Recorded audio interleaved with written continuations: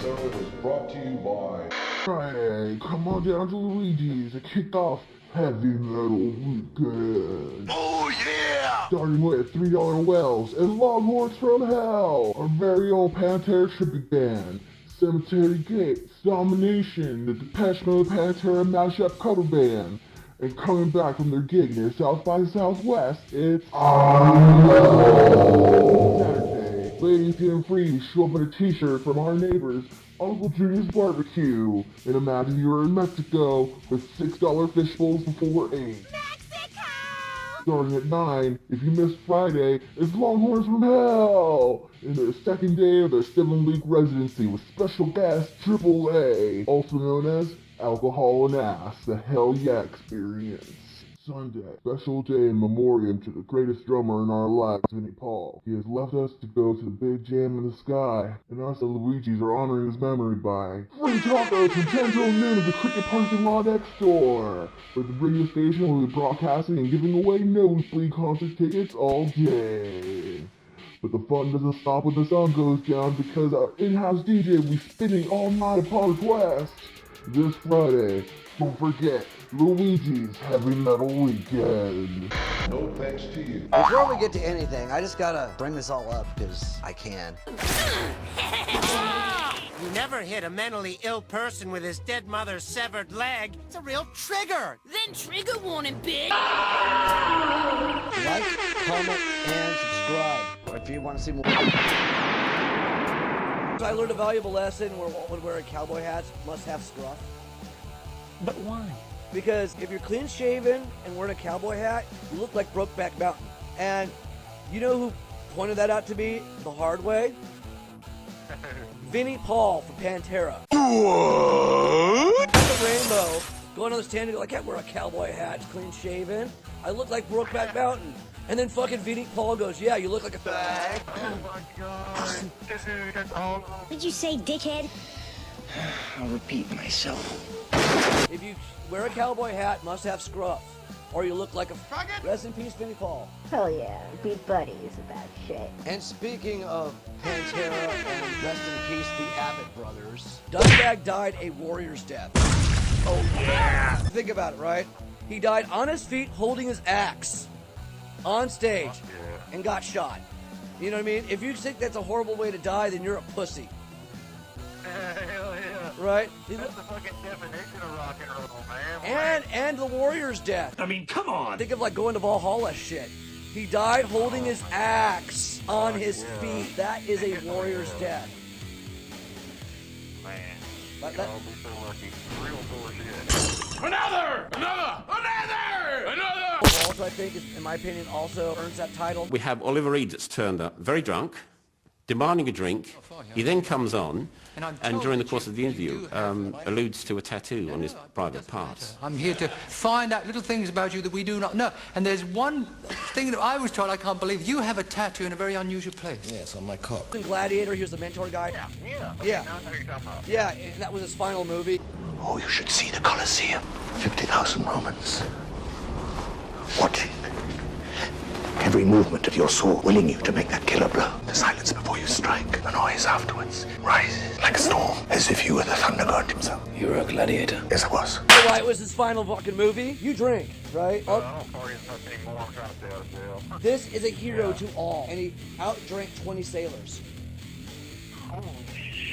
Before I continue, let's bring on today's sponsor. No thanks to you. Yep, no thanks to you. We don't get any fucking hype, anything that really matters. And Oliver Reed. Yeah, Oliver Reed, for drinking 20 sailors under the fucking table. Yep, and that's how he died. I mean, the guy was a notorious drunk. If you see other movies he's in, it's obvious that he was drunk.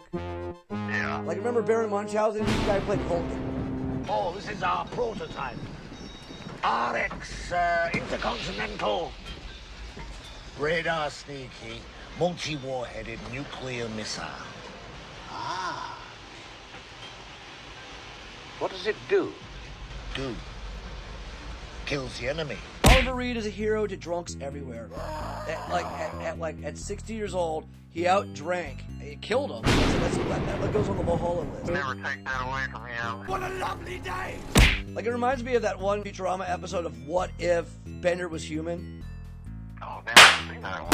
Yeah, it's a whole what if thing. They have what if Bender was human, and of course because he can taste and he can, you know, have sex and have everything that humans can do. Fucking overindulges in everything, and he ends up looking like Jabba the Hutt, and then fucking like, you hear him just going woo, and really tubs of fat just making the noises. You know what that sounds like? Fucking Preacher season 2. Yeah. The fucking angel, and whenever him and fucking Cassidy hook up. Yeah. Huh. Yeah. They got. Why would you do that? Why would you do any of that? That fucker steals everything, dude. I know, right? God damn, I wish he'd take his hands away from cowboy properties. Well, especially when, like, again, you think that Hollywood would have learned their lesson with the flop that was Green Hornet. It's been a running gag about it. They even made it, like, and this is the end, they made references to how horrible Green Hornet was. And then, of course, they threw it in Danny McBride's face how Your Highness sucked. Well, no, Your Highness was awesome. I loved Your Highness. Dude, I still haven't watched that movie. It has the best line I've ever heard. Magic. Motherfucker. Fucking David Bryan right there. That movie is awesome, dude. Like, the reason why people hated it is because people are a bunch of... That year, 2011, was like the rise of Seth Rogen. At that point, Seth Rogen was involved with 5 movies. You know, it was the rise of him and Kristen Wiig. Like, if you look at their Wikipedia or their IMDb, or they do it by year. Shut up and get to the point! 2011, Seth Rogen and Kristen Wiig had like 5 movies each of their own. What happened? My guess is Kristen Wiig sucks really good dick. Oh, snap. Did you know Guy Ritchie was like on set to make a Lobo movie, but didn't because fucking the first Sherlock Holmes movies was so popular. Yeah. They wanted to make a sequel right away. Come on! That movie is literally the same exact plot as Leaving Extraordinary Gentlemen. What's the plot of both movies? Moriarty wants to start World War I. The extreme always seems to make an impression. It's like the same double standard. Why Seth Rogen do no wrong when he literally just copied Adam Sandler's shitty sequel? Come on! Established well how fucking Seth Rogen is just fucking blind piece of shit. I mean, he's the first guy to throw his buddies on his bus whenever it doesn't make $1 million or whatever, you know. Fucking Zack and Miri fucking threw Kevin Smith under the fucking bus, fucking, rips off his heroes, takes their credit, and also and also steals possible gigs from them, like fucking Preacher. Oh my god. I mean, you think after the fuck up and horrible everything with Green Hornet, you ever give him a fucking IP again? I know, right? The best part of that movie is James Franco in the opening. I do like Kato being like more badass than even like they did with Bruce Lee, but that's it. Like the whole like awkward shit, like when he's trying to kiss the secretary chick. What was really funny is Eddie Furlong. I was gonna say the last great thing I saw was Eddie Furlong with fucking Detroit Rock City. I saw him in Crow 4. On paper, it should work. You got Danny Trejo in it. You got fucking Tito Ortiz in it, and you got Angel for Buffy and Angel. David Boreanaz. Yeah. He did a direct-to-video movie. I'm like, wow, this must be good. He don't do shit like this. Nope, it sucks.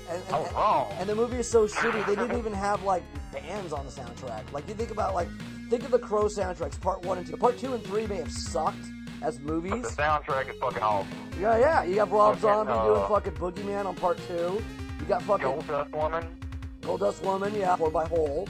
I'd go into detail, but I'm just basically trolling all of you anyway. So, whatever. I'd say special thanks to people, but I gotta go on Sub Pals and YT Pals just to try to get 100 views on here because the algorithm can suck. Coming soon. Oh, I'm doing a deep, insane, deep dive into the entire lore of Hitchhiker's Guide to the Galaxy. Because if you didn't know this, back in 2012, I tried to start a disaster area tribute band.